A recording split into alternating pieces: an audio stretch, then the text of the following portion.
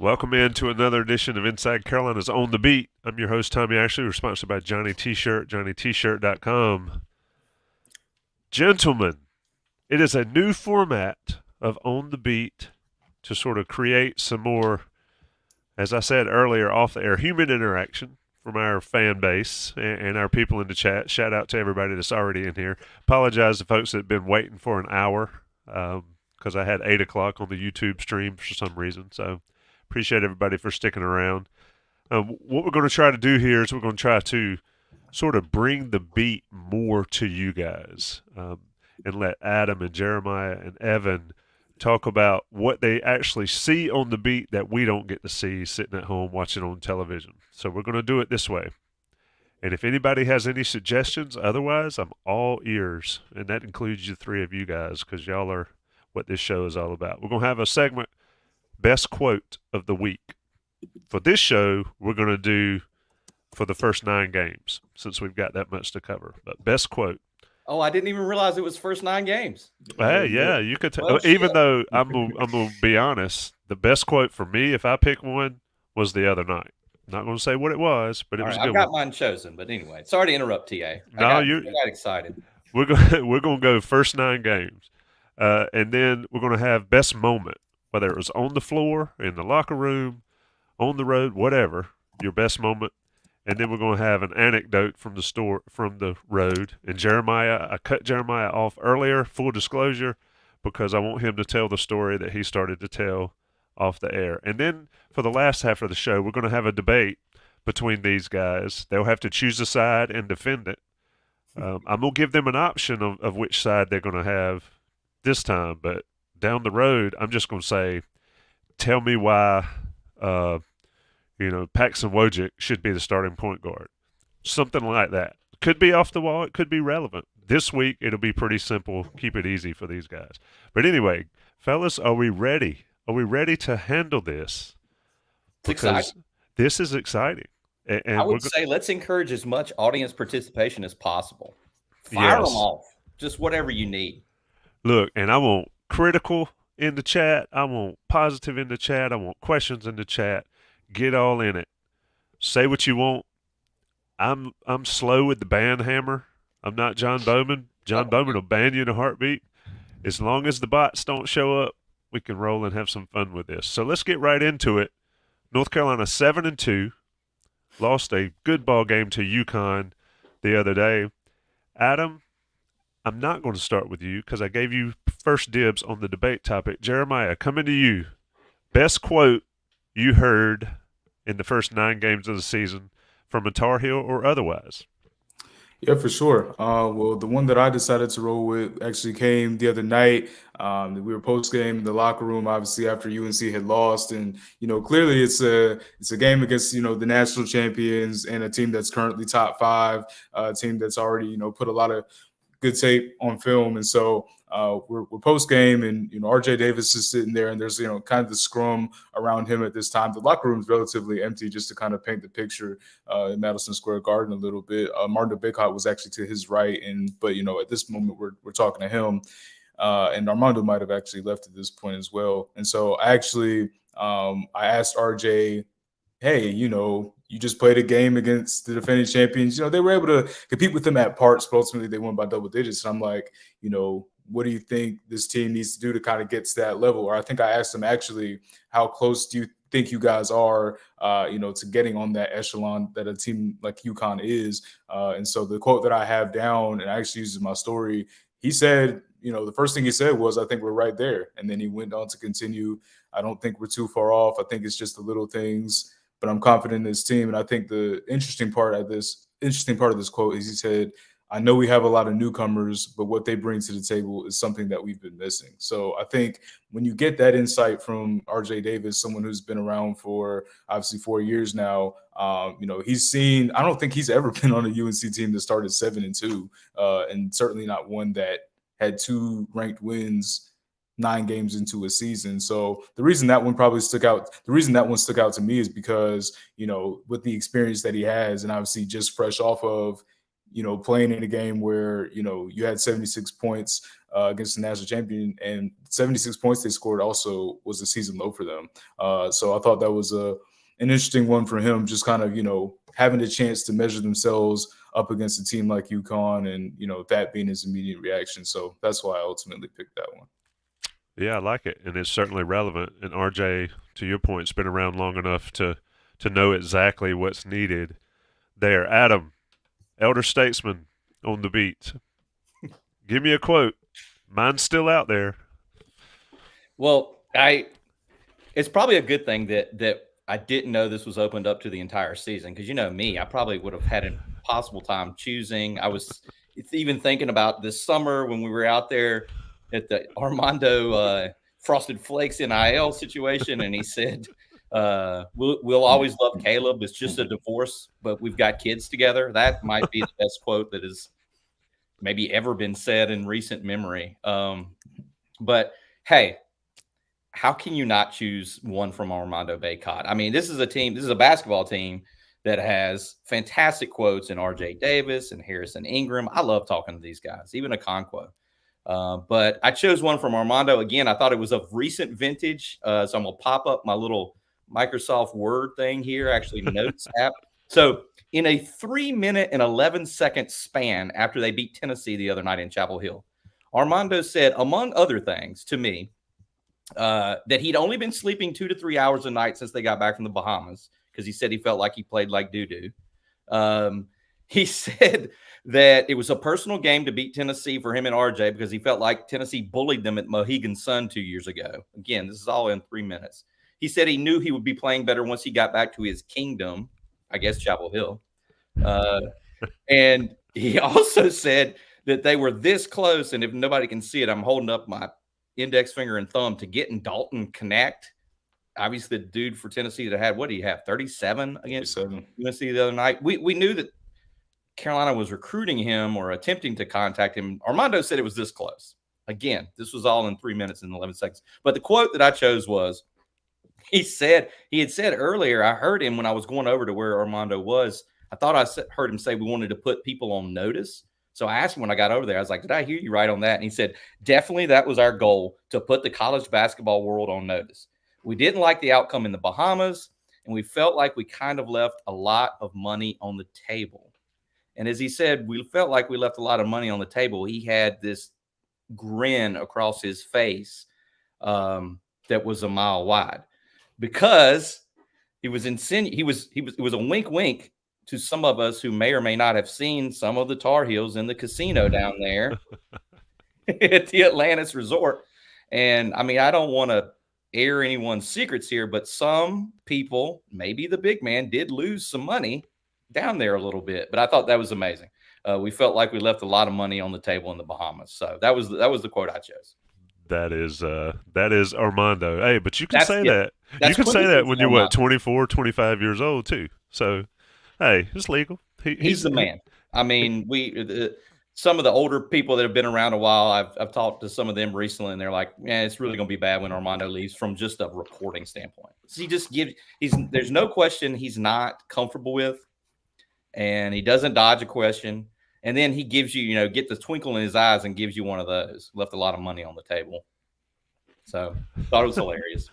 Indeed. Evan Rogers, I know you weren't at Madison Square Garden, but you've been around a lot over the last month or so, I guess. Give me one of yours. I do love the Bacot reference, though, Adam.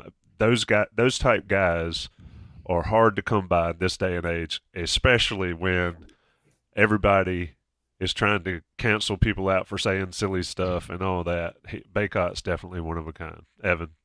Yeah, kind of going off Adam's point, this year's team is really enjoyable to talk to. I mean, like he said, Armando is always going to be good. Harrison is really fun, the guy to talk with, and RJ is RJ. But I kind of went with the Hubert Davis route. This came after the Florida State game. He also kind of reiterated this point in similar fashion during the week media availability he had before they went up to New York on Monday. But it came in a question that I thought, made sense given how they came back against Florida State. And he was asked somewhere along the lines of does winning this type of game help sever the ties of last season?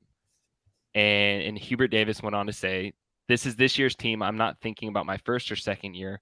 We have 7 new players on this team. I don't think anyone is thinking about last year." And this is a point that I think is super important, just because after the Florida State game, even after the UConn game a little bit, if you look around Twitter or whatever you get your information from, there's a lot of statements like last year's UNC team would have won/lost this game by X. And I understand where that comes from, just because of how last year went, just a historic kind of downfall, collapse, whatever you want to call it.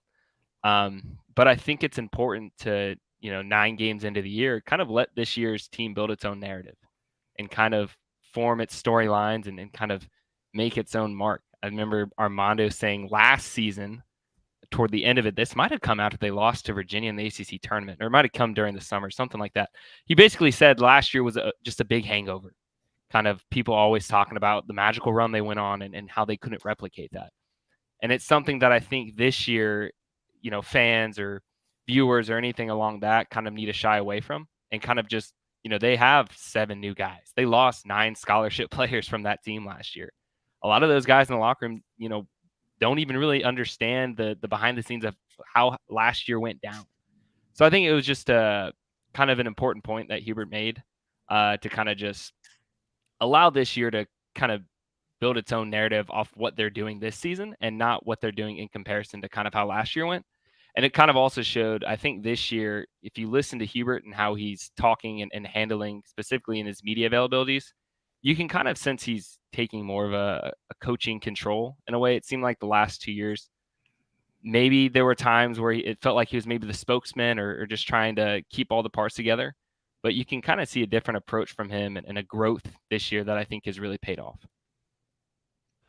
I love it. I love that you bring that up.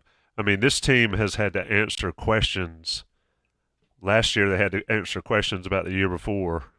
Earlier this year, I like how R.J. Davis the other day said, "I'm done talking about last year." And so, as long as they focus on this year, and they're still going to get those questions. It's just the nature of the beast, especially, not from this crowd that's there every day, but when you get other national media coming in or whatever that shows up, those old questions are going to get asked. But none of you offered my quote, and I'm not on the beat with you, but I got to go with the park comment. Bacot. And the reason I go with it is because it reminds me so much, and it's funny, when I heard it, I thought back to, and Bacot, of course, folks watching this should know, Bacot was asked multiple times about Cam Spencer, and he finally said, he said a lot of things he wouldn't say in the park. We got the video of it. If you go to the YouTube channel, it's toward the end. A great comment. That was interesting. That guy, man, what is it with those guys that come from like Rutgers that just chirp so much? But to his credit, to Spencer's credit, he played. He was probably the difference in that game, or one of them. But it reminded me of back in the day when we covered J.B. Sissel and I, the late great J.B. Sissel. We covered the ACC tournament with Ed Cota in North Carolina against Duke. And Duke beat Carolina in the ACC tournament. And Cota was talking smack in the locker room about Chris Carrawell and those guys.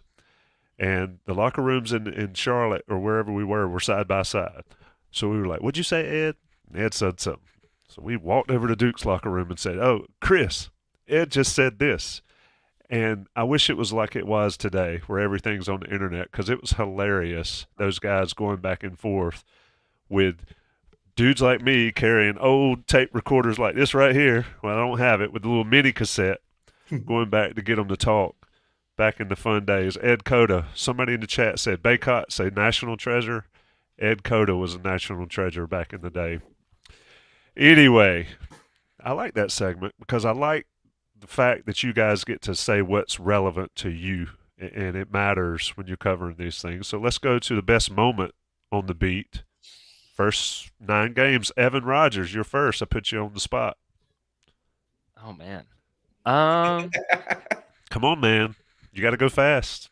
I think just the character that Harrison Ingram is. I mean, that's not really a moment, but like I'm going to pull from different things.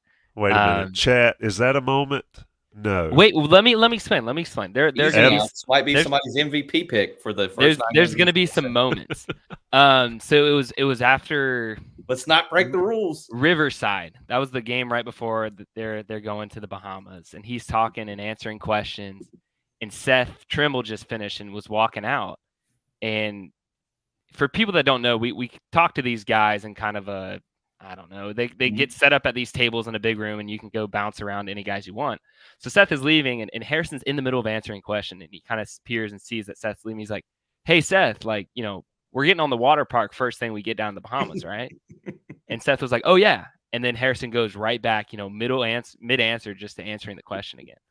Or it was maybe the second game, Lehigh or something like that. Harrison's done. He's finished early. He's walking behind Armando and kind of just necks him or kind of gives him a little nudge, just walking out. And a lot of guys have kind of talked about how Harrison is the jokester of the team. He's kind of got that Theo Pinson-like personality in a way, which I think if you don't see him behind the basketball court, you probably wouldn't guess, because he's a fiery dude when he gets out on the court. I mean, he's gotten a technical this year. He's got some fire to him, but he also has that other side to him off the court that I think is really important for this team. So just those moments of talking about the water slide or joking around with Armando, especially, I mean, when you look at a guy like Armando who's been around for so long, the fact that Harrison, who's only been here a couple months, feels comfortable to where he can kind of joke around with him and mess around with him, I think that's something that kind of stands out to me early on and is something that's really important just to the dynamic of this team.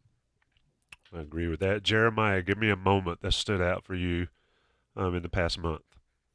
In the past month, yeah. I guess I gotta, go with the Bahamas. I guess since we were there, we might as well, try to, use some color from that. I guess Harrison Ingram's involved in this one, but we were walking. This is the last day we're there, so I guess what was this, like a Saturday or a Friday or something like that. So we're walking. It's like our last day, and we're going to dinner, and Roy Williams just casually just appears, on our path and on our walk, to dinner. He actually is with Harrison Ingram, who obviously he recruited, in some of his last years at UNC. And so they're just casually just there. And I guess we chatted up with them, just for a little bit. But I mean, the Bahamas, just generally speaking, the tournament-like feel that had kind of, I mean, MSG had that too, just the tournament-like feel. And so kind of being a part of that and just casually walking by. I mean, I remember also in the Bahamas too, it was actually the first game, and I'm, leaving the restroom wherever, and I'm washing my hands, and RJ Davis is just casually to my left, also washing his hands. So we chat for, I don't know, 20 seconds or whatever. So I think just that overall experience was, just an interesting moment. Just it's not a ton of, times during this season, I guess, where it's going to be, everybody pretty much is just in the same like community pretty much. So that's what I would say if I could harken back to, the first 9 games this year. Like I've said before, if you are a basketball junkie, go to the Bahamas tournament when they play it, because you get to see the guys up close. You get to see basketball up close. To Jeremiah's point, you get to see them everywhere, on water slides, on the beach, at the restaurant, at the club, at the casino. It's a wild setup, and there's no place like it anywhere in college basketball, the Atlantis tournament. Adam, a moment in the first 9 games. Life is about moments, isn't it, TA? Well, just to add to Jeremiah, because I'd always want to support my man, my co-pilot. Roy and Harrison Ingram were going to see Stanford play. That's where they were going. We were going to dinner. We're walking past these guys, and they're going to see Jared Hass's Stanford team play. I believe it was like a dang 8 or 9 o'clock game against Northern Iowa. God bless them. So I don't know. I totally agree with Jeremiah. I thought that was super interesting.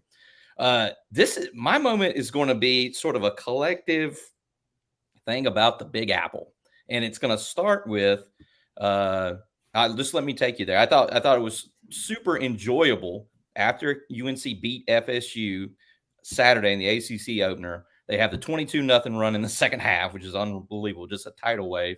The press generates all of it. I'm back there talking to RJ Davis in the area where we talk to the players, like Evan mentioned. I will always stay in there until they kick me out. I'm not leaving until they say it's time to go. So I was back there. It's just me and a Daily Tar Heel reporter talking to RJ Davis. Everyone had left. And he made this comment because we're kind of talking to him about going back to New York, where he said it felt like my Gauchos days. And I was like, ooh, I love that. I'm not sure that the Daily Tar Heel reporter got it. No offense to her. But, he was talking about growing up playing for the famed New York Gauchos, in the New York City area. And he was talking about like they just pressed and ran and shot, So I was like, that was already getting my juices sort of flowing. And then the moment I'm leading to is late first half, Tuesday night against UConn. It's a timeout. Hubert Davis, right in front of Jeremiah and I, goes nose to nose with referee Ron Groover.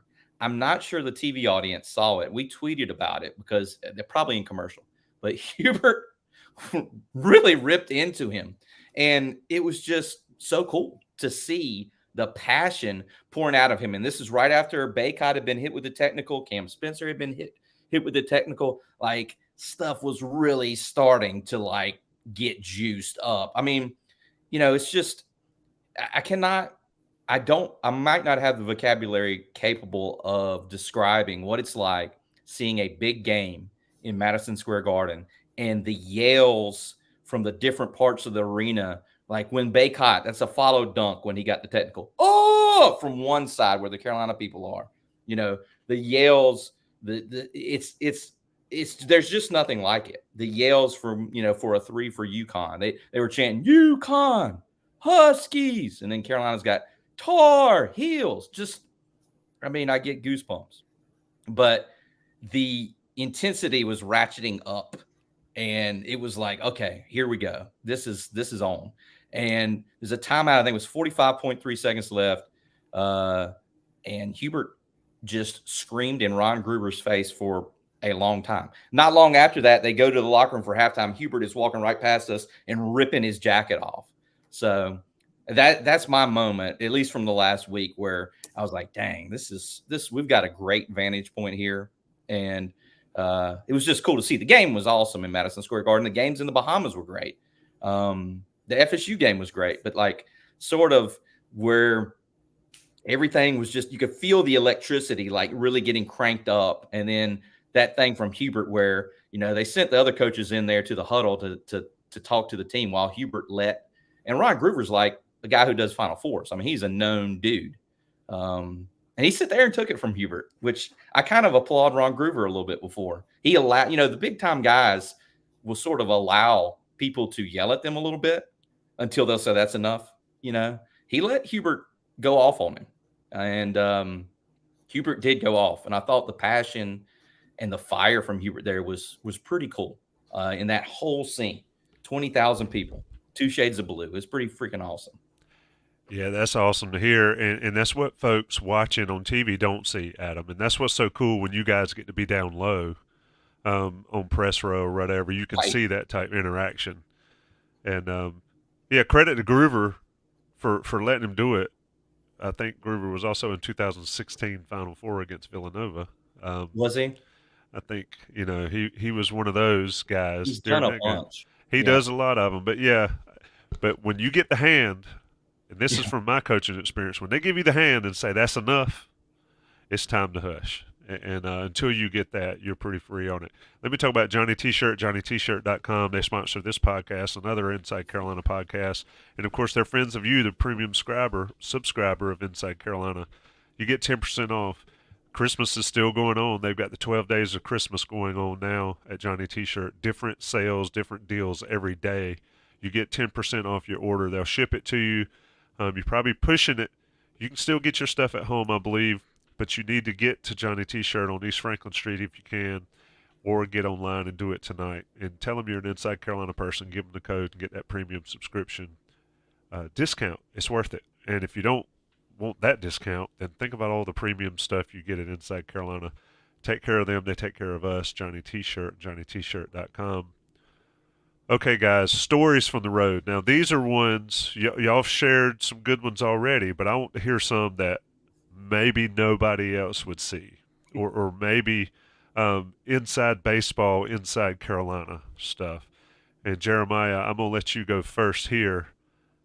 Give me a story from the first 9 games. The story, or it can be any story since you started covering the beat, since you were, since you this is your first go round with this bunch, this rowdy bunch. Tell me, give me a good story that maybe we'll be talking about 10, 15 years from now. There's some out there. You got any? 10, Oh, 15 man. years. I guess No pressure, that Jeremiah. dude, I mean, I guess that broadens my scope a little bit.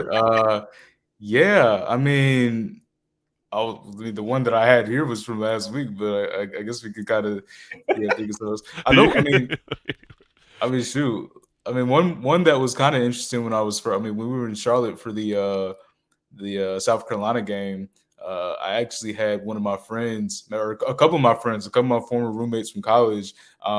They actually were like at the game, so like I'm going down to meet them, and it's so loud, like on the concourse, like I can't hear myself think. Like people say that I could not hear myself think. Like it was ridiculous with all the Gamecock fans in charge. So I eventually find them, and I'm actually doing double duty.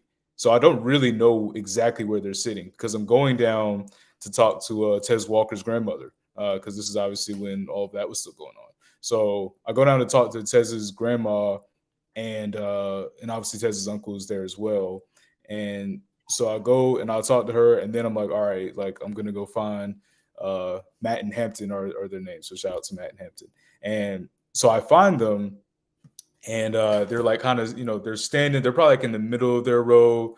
So I'm expecting them to kind of like come out because I don't see who's sitting in front of them. So I'm expecting them to kind of like, come out, like dap them up, things like that.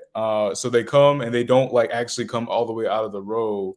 I'm like, oh man, just come out, like whatever. And that's what I'm thinking in my head. I'm like, why don't they? And then I like kind of look down and I see the 6'10" Armando Bacot just like right there at the end of the row, like clogging it basically. So I was like, okay. Like at first I was like, oh, just gotta go around, but I was like, nah, they ain't no getting around that dude, man. So that was one that I thought was kind of funny. And this is before I really even am like covering Armando. Like I guess I saw him in Pittsburgh, but other than that, like this is before I'm like, seeing him 3 times a week basically. So yeah, I thought that one was kind of funny. The one I was going to share, and I'm not even going to go super long on this one, but the one I was going to kind of share from New York was obviously, like Adam explained, the environment that MSG was, and just kind of the difference in crowds. I thought one thing that was really interesting, so they play UNC's like usual home intro on the video board.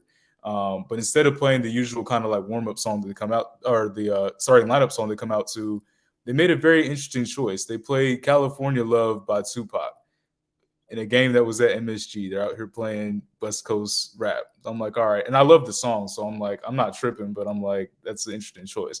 UConn came out to Hypnotized by Biggie, which I thought fit a lot more.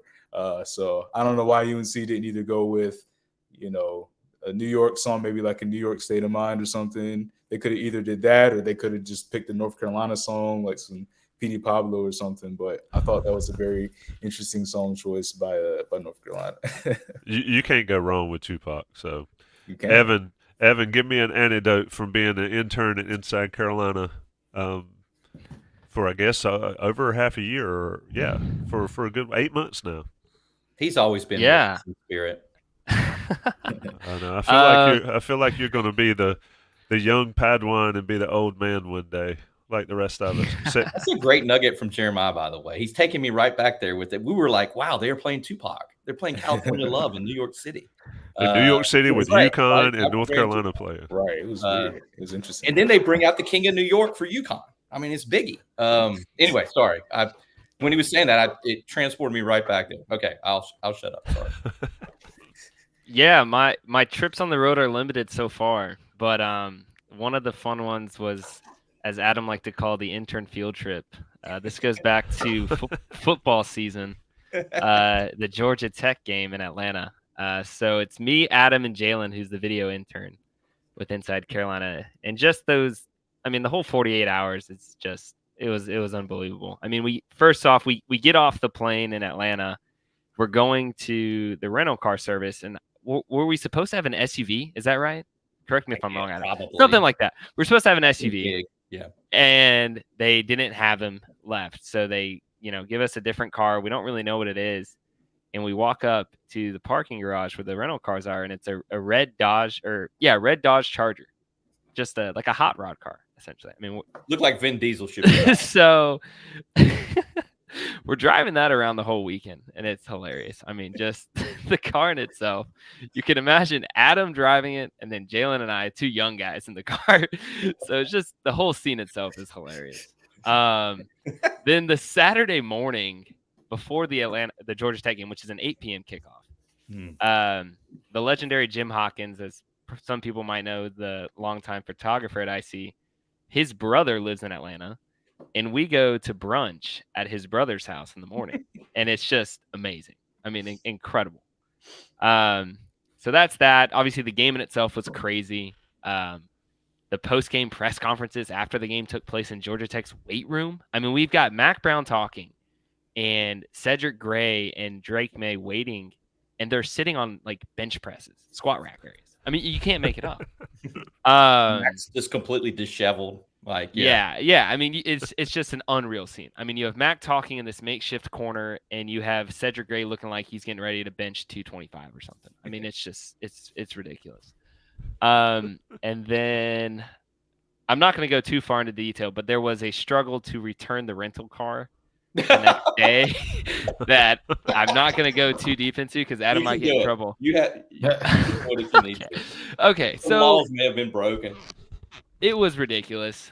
We missed a turn, and we had to whip a Yui in the middle of the road into an area that was close to construction because it looked like maybe the side of the road had been taken off because of like a sinkhole or something. I mean, we are driving on a closed part of the road that if Adam were maybe 1.5 feet over to his right, we would have been in a 12-foot drop-off maybe or something like that.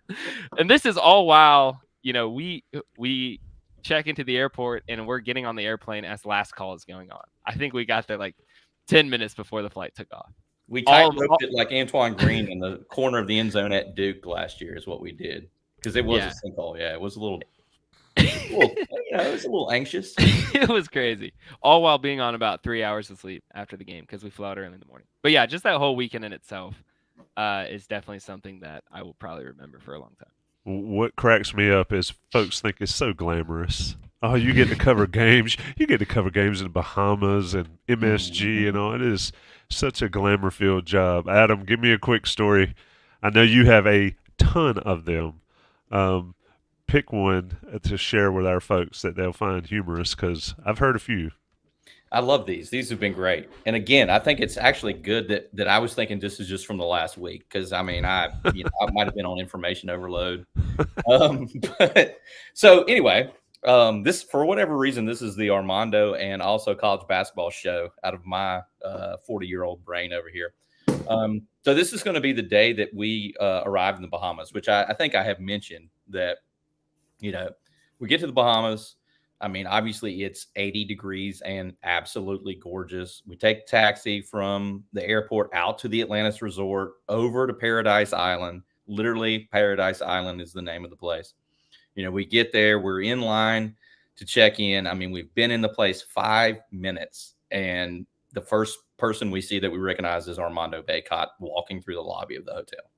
And he sees us immediately, is waving his arms like this. I'm just grinning because he's hilarious. He's coming through in slides. And then, he looks right at us and, y'all ready to have some fun? And I was like, that's got to be the greatest welcome to the Bahamas moment ever. But to finish the story, this was going to be my anecdote or whatever. So we were not allowed to check in for like 2 or 3 hours because I think we got there around 1-ish or something. Couldn't check in until around 4. So we go have lunch. This is all first world problems in the Bahamas. So when we finally get to check in, we're getting our stuff. And I am sent to room, I believe it was 4204 or 4402, something like that. It's right beside Jeremiah's. And we're going up to the floor, and I've got my key and everything. And I get to my door, and there's a do not disturb sign on the door of the hotel room that they just gave me the key for. So I'm like, and there's a lot going on. There's a lot of hustle and bustle. People are there. People, I mean, everyone's excited. They're in the tropics for Thanksgiving. So I'm like, well, shoot, man, maybe like the housekeepers or something forgot to take this off the door. You know what I mean? Like honest mistake or something. So I have my key out. I about put that bad boy on there and like opened it up, but for some reason I did not. And so I decided to knock. So I knocked on the door since there was a do not disturb sign, and there was someone in the room. And so I heard them say, "Who is it?" It was a man's voice. I was like, "Oh my God, what kind of R. Kelly situation did I just about walk into here?" You know what I mean? So the guy's like, "Who is it?" I said, they just gave me this room down at the front desk. And he's like, the voice, "Hold on just a minute." So guy comes to the door, opens the door. And I'm looking right face to face with college basketball referee Bert Smith, who is in a long sleeve dressed up. He's in a button down shirt, long sleeve, nice collared shirt, and his boxer shorts. Now, yeah, right. Welcome to the Bahamas, right? I did not tell Bert Smith that I knew his name was Bert Smith and he was a referee. I obviously had no idea who the hell I was, and he shouldn't know me. So we had an awkward conversation for a few seconds because he's like, "Well, this is my room," and I can only imagine I had walked in there with whatever he may or may not have been doing. But so I just told Bert Smith there in his boxer shorts, I was like, "Man, I'll just go back down there and tell him you're in the room and, maybe there's a mix up or whatever." So I thought about it as I was going back downstairs. Maybe there was some screw up since my last name is Smith and his last name is Smith. I don't know. That was where my brain went. So I went down there, told them, they apologized profusely. Actually, when they got me the new room that I became my home for the week, which was lovely, editing Evan's stories while looking out my balcony, it was fantastic.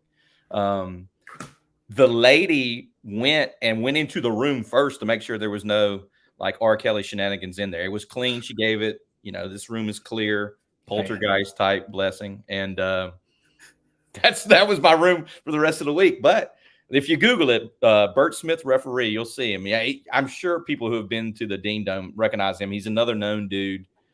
He's a big-time ACC ref. He actually had a situation in the NCAA tournament a couple years ago where he fainted during a game, and it was really touch and go. He ended up being fine, but he fainted during an NCAA tournament game. It was during the pandemic season, and there was all sorts of takes about why he might have fainted, and they had to get him to a hospital. And I believe he was supposed to work the Final Four the next weekend, and they the NCAA or whoever told him not to do it because he had a fainting spell. So anyway, he was upright when he was in the room in his shirt and boxers. So that was Jesus.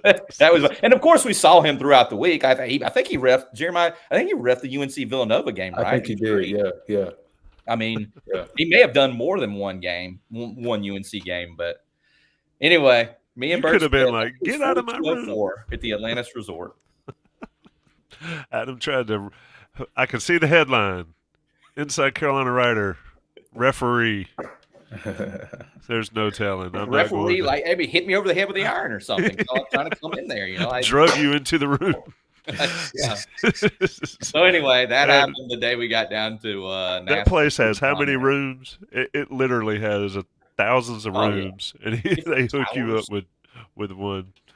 That's pretty. What crazy. Were there any teams with y'all on the hall or in the vicinity? I believe UNC was in a different tower, which is why we saw Harrison and Roy when we were going out to eat. But Arkansas must have been close. I don't know if Jeremiah would agree with that, but I feel like we saw Arkansas everywhere we went, and how hard a bunch of 6'10" guys are to miss. I felt like they were close. Yeah, the way it was kind of set up was, so when he was telling the story about Armando checking in, so the table, let's say the table's kind of up here and we're a little bit behind the table. Armando's walking up past us and he's going through to this other kind of, I guess, tower or whatever. So that's where he was going. So he actually was coming back from practice because he had his uniform on. So I didn't really realize even where the arena was. I'm thinking he's going to practice. So he's actually coming back from practice and presumably to his room. And then also that last day, I remember actually that last day, those Northern Iowa, when we're leaving dinner to go back to where we're staying, the Northern Iowa guys are coming back the other way, in full uniform, fresh off the court or media or whatever, fresh off the court. So they would have been in a different portion of the resort than not portion. I guess different part of the hotel or however I don't know all the terms. It's got like the Royal. It's got like 5 different buildings there. We were in so the they were Coral different out because I still have my room key because I thought it was cool just to say. So we were in Coral for whatever that's worth, which was really close to the arena. I mean, you want to talk about convenient? My God! I mean, you take the elevator down, you turn left, and you walk 2 minutes, and you're at the arena. I mean, just no parking pass needed.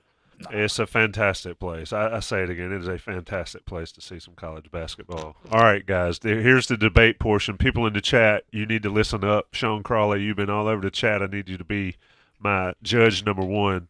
Team MVP up to this point of the game. We're going to sponsor this by Congruity. Our other sponsor is going to be the sponsor for this segment. Congruity, a North Carolina-based national coverage business that takes care of your small and mid-sized business. They take care of payroll, HR, with top-of-the-line technology and customer service. Everything you need to grow your business. They handle the people. You handle the business side of it. Make it a huge business. They did it. They expanded their business from North Carolina to the national coverage. You can do the same with the help of Congruity. Go to congruityhr.com/Tar Heels. Learn more about what they do. Fill out a quick form. Get connected to the consultants. They give you an Inside Carolina people, listeners, viewers. They'll give you a free assessment. CongruityHR/Tar Heels. Check them out. Team MVP. Can't talk. Team MVP. Carolina is 7-2. A lot of important players on this roster. I think Greg Barnes said it's the 4th oldest team in college basketball. Saw some other stats. They are way, way down the list still on bench usage, which is fascinating to me because I guess we've been spoiled, quote unquote, the last couple of years of not seeing a bench. I'm surprised they're as low as they are this year. But Adam, start with you first. I give you the dibs. Team MVP so far, and you cannot pick the same person. You got 2 minutes to argue why your guy should be the guy. Very quickly, shout out Gene Triplehorn in the chat for loving up Evan for exams. I thought that was very sweet. I was scrolling through the chat. I'm going Harrison Ingram. Hit me with the timer when I need to stop, TA, but or I can time it over here. But let's do this. Yeah, there we go. I don't know if it works. I'll just keep it. Go. I can roll off all the stats you want. What is it? 15 points, about 6.5 rebounds. He's shooting, I think, 46% from 3 this season. I think I think people knew Harrison Ingram was a good player. Pac-12 freshman of the year at Stanford. Some of the numbers he put up there is only like 7 or 8 guys in college basketball to do it. But I think he's been better than UNC expected. And I think this is a type of player, a scoring wing that UNC has not had since maybe Cam Johnson. With all due respect to Leaky Black, this has been a major upgrade offensively with Harrison Ingram sort of at the small forward and even the small ball 4 a lot of times. I think he's had 3 20-point games already. And I just think the different dimensions. This is a guy that can hit the catch and shoot 3, that can get the ball on the wing and sort of back you down and get you into the post and score over you. As we saw in the Bahamas, he can get you into the post and can hit 3-point shooters in the corner, out at top. There are all the stats, but maybe the most important to me for Harrison Ingram is the fire and the passion and the intensity that I did not realize he played with. It is coming out from him, and they did not have that last season. They did not have that fire and that passion and a guy who's screaming. Cormac Ryan's kind of a psycho in a good way too, but the intensity and the passion of Harrison Ingram, I think, is going to be one of the driving forces of this team. I've still got 40 seconds. I was trying to be quick. That's awesome. I think I give the MVP through the first 9 games to Harrison Ingram, although I think RJ Davis very well could end up leading the ACC in scoring. Armando Bacot is the most decorated rebounder in school history. I'm going Harrison Ingram. I think he's been better than expected, and I think he's going to be huge this season for the Tar Heels. Adam Smith in under the gun with Harrison Ingram, team MVP. Ooh, that's going to be tough to top. Yeah, don't be shy in the chat about voting for your boy Adam here. Adam I hear a lot of agreements there. Jeremiah's about to put it on you for people to consider a different tack. Somebody mentioned jury duty. I'm going to say a jury word. Do not decide now. Hear all of the debates before you decide who wins. This is life or death here, folks. You need to listen to everybody, even Evan as he goes last. But Jeremiah, you're up. Team MVP this far. Can't be Harrison Ingram. Yeah, team MVP so far, I'm going to go with RJ Davis. Obviously, he's leading the team with 21 points per game, and it's an efficient 21 points as well. It is he's shooting them 44% from the field, and interestingly enough, that 44% is a career high for him, and he's also taking a career high in shots, around 15, 16 shots a game. So he's getting them up and he's making them at an efficient clip. And then to even add on to that, they've had 3 ranked games this season, and so in those 3 ranked games against Arkansas, against against UConn, and against Tennessee, he's averaging 27.6 points. So he's actually elevating his game when the competition level is raised. And he's also already had a 30-point game this season, which tied a career high from him. But it's not just the points when it comes to RJ Davis, it's when he's scoring those points. So he's not scoring these points when they're already up by 30, going past this other team, and it's not when they're down by 20 and he's trying to, kind of get his. He's making the shots that they need. He's making the shots when they need to make a comeback and when they need to, go ahead and kind of edge into the game. Those are the shots that he's making. It's very timely shots, and his shot diet is very balanced. He is getting, I think it's about 7 threes a game, but he's still driving to the rim, and obviously he's shooting the patented mid-range. So I think he's been even more vocal as a leader behind the scenes than he's been, throughout his career. Florida State's coach Leonard Hamilton said that he's actually he's earned the right. He said RJ Davis has earned the right to kind of have this be his team and be his own team. So I think RJ Davis is really coming to his own in his 4th year, and I think ultimately at the end of the day, the game is about a bucket, and if you need one shot at the end of the game, I think that's who you get the ball to, or just at any point of the game, you just need some scoring. I think you have to roll with RJ Davis. Boom. Put Jeremiah on a clock, and he lays it out. I'm going to say, I was agreeing with Adam to start with. Jeremiah's got me thinking otherwise. Folks in the chat, if you don't vote here in the chat, you need to vote on the message boards. If you're listening to this on the podcast, get on the message boards and put in your thoughts here. I'd like to have a winner here, but sometimes we have to go into the back and deliberate, and maybe the winner pops out on the next episode. Kind of like Don and I on the Noon Dish have a chat MVP every week. We announce it the next week. Maybe we'll see that. But Evan Rogers, no Harrison Ingram, no RJ Davis. You're going to have to put that big brain to work. Give us your team MVP thus far. Yeah, before my clock starts, we are voting on the most compelling argument. Who presents their ideas in the best way? It doesn't necessarily have to be who you personally think the MVP is. We're going off compelling argument. So I am going to go with Elliot Cadeau. Elliot Cadeau has just been a revelation in terms of the ball movement of this team. He leads the team in assists with over 4 a game. He averages less turnovers a game than RJ Davis and Cormac Ryan and Harrison Ingram, despite having the ball way more. Over his last 5 games, he's got 26 assists to 4 turnovers. And a lot of the reason I think Harrison Ingram is shooting, 46% from 3, or RJ Davis is more efficient in scoring 21 points per game this year, is because those guys aren't having to create their own offense all the times. At Stanford, Harrison was a creator for that team. At UNC, he's able to spot up and shoot from 3.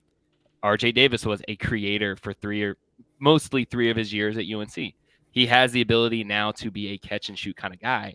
And you have seen those guys really just thrive off of being able to catch and shoot threes. I mean, it's common knowledge. Catch and shoot threes are a lot easier than creating and pulling up your own kind of shot. And just his overall, impact or infectiousness, as I think some of the guys have put it on this team, and how they move the ball is huge. I think something that got hidden from last night's game, or 2 nights ago, was Armando had 5 assists in that game. And that's just the 3rd time in his career that he's had 5 or more assists in a game. I mean, that dude has played a lot of basketball. So I think it's a guy that if you take out of the lineup and you put RJ Davis back as the main ball handler, the dynamic of this offense looks a lot different. So I think without Elliot Cadeau, you're seeing Harrison Ingram maybe take different shots. You're seeing RJ Davis take different shots. You're seeing Armando Bacot maybe not get the ball when he has good position all the time. And I think without Elliot Cadeau on this team, this offense isn't as efficient as it is. Wow.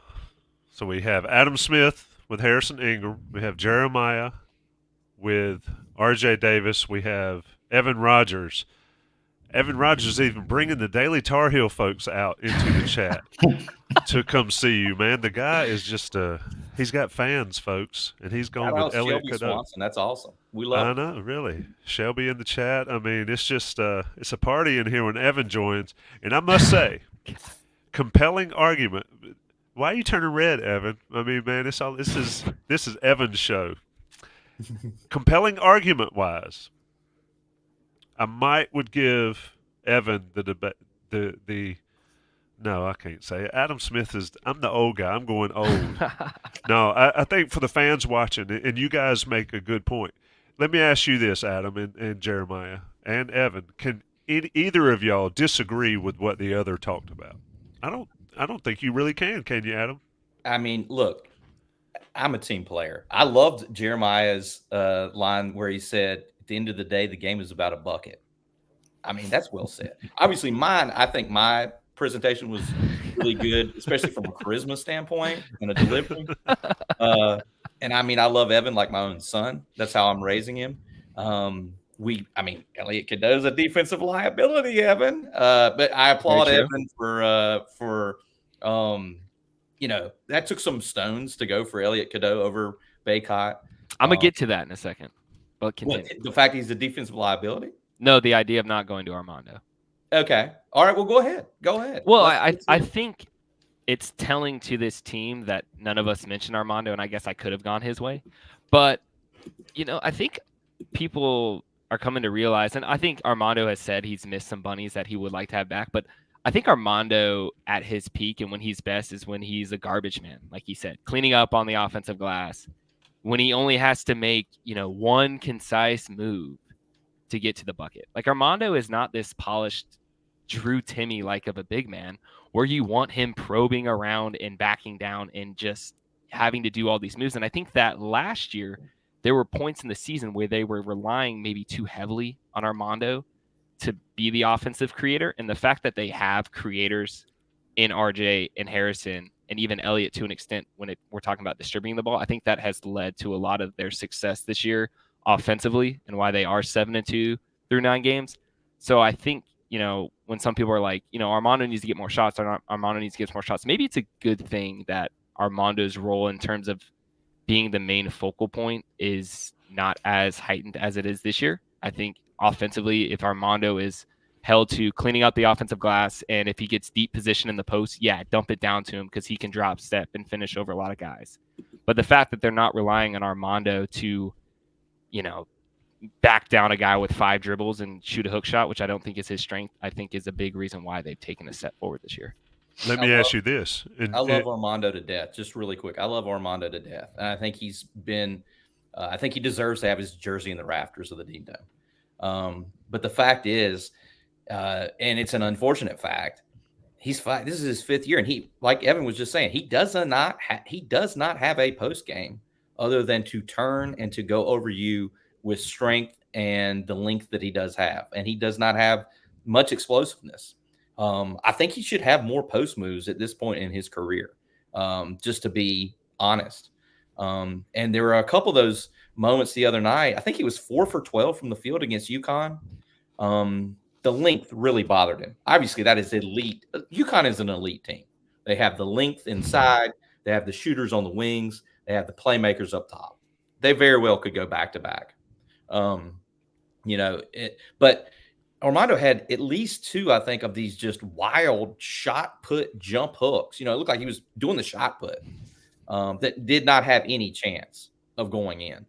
And I believe he only scored 2 points after I think he had 2 second half points. So I just to add to what Evan was saying about how, I agree that with the ball movers that UNC has and some of the creators that UNC has, it's helpful because I think Armando does just need to clean it up around the rim and protect the rim. His defense has been a lot better for the block shots and stuff this year. So sorry to step on your toes there, TA. No, let me ask you this, and A lot of people are saying, I can't believe nobody mentioned Bacot, this and that. Jeremiah, does Bacot fully understand his role on this team, do you think? Because I it think feels so. like I'll explain it to make it maybe easier to answer simply because I'm all over the place here. Does he understand that he doesn't have to be that guy that gets the ball at the elbow and backs somebody all the way down? Does he understand that he doesn't have to make those moves to score and get a bucket? Does he fully get that he can just be that garbage man that he talked about last year, um, and just rebound and put balls back in? He doesn't have to. He hasn't developed the post game like Adam said. I mean, he's got a little bit, but he doesn't have a go-to move that most guys do by their second, third, fourth, fifth year.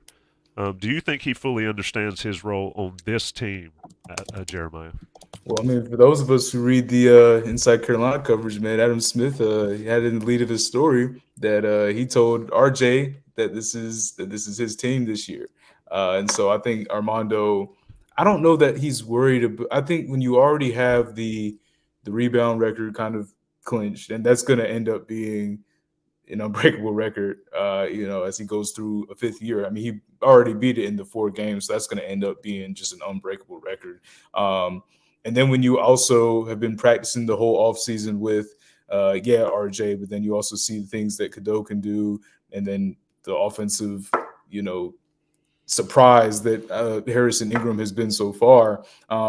I don't think that he's necessarily at a place where now he obviously wants to play well. I mean, as we've talked about, he didn't sleep well after the Bahamas trip because he wanted to play, a whole lot better. But at the end of the day, I think he certainly understands that, there are a lot more playmakers on the team. There are a lot more players that, can kind of create their own shot.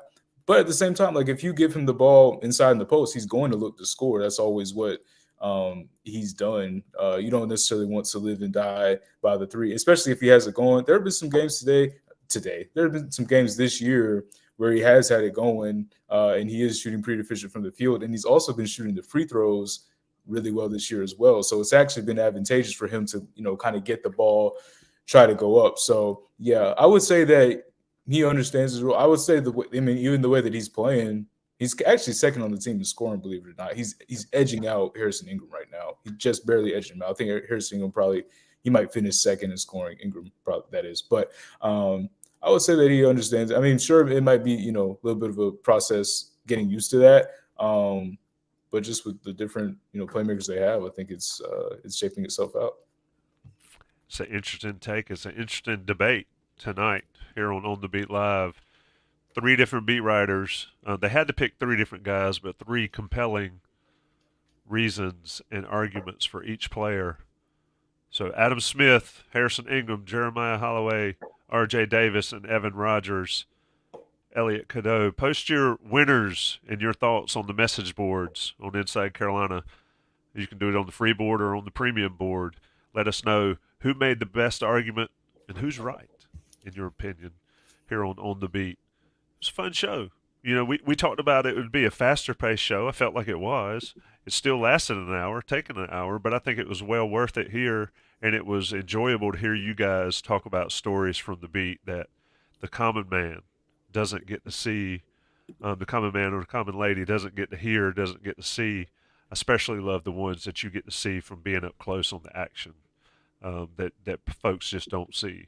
You can't tell how big these guys are on TV. You can't tell how physical the game is on TV. You can't tell how much a lot of them talk. Oh yeah, and chatter and chirp back and forth and with each other. It's just a fascinating place that you get to be, if you're on the court covering a ball game, and that's what we're trying to do here with this On the Beat podcast going forward, is to get you those stories, get you those ways. Adam, Jeremiah, Evan, it's been a pleasure. Shout out to the chat. Shout out to everybody that's listening. Shout out to those folks. Check out Johnny T-Shirt. Check out Congruity. And please be safe. We'll be back next week, next Thursday night, 9 o'clock. No game to talk about. We'll have to figure out something fun to talk about and debate ahead of that one. Carolina off until Kentucky on the 16th. There's 2 big ones coming up, TA. I mean, Oklahoma hasn't lost either. So these are 2 big ones coming. So real in 10 seconds or less from each of you, What about my hot take that Cormac Ryan's going to lead the team in scoring? They've got a Cormac Ryan problem right now. The guy's shooting like 25% from three. This and team needs he Cormac was 0 to for 6 find the other night. needs Cormac to find it from outside. That was the difference against UConn. Is UConn had multiple guys hitting multiple shots. This Carolina team's good. It's really good. It could be elite if Cormac Ryan can start making some shots. We'll see. Boys, it's been fun. We'll talk next week.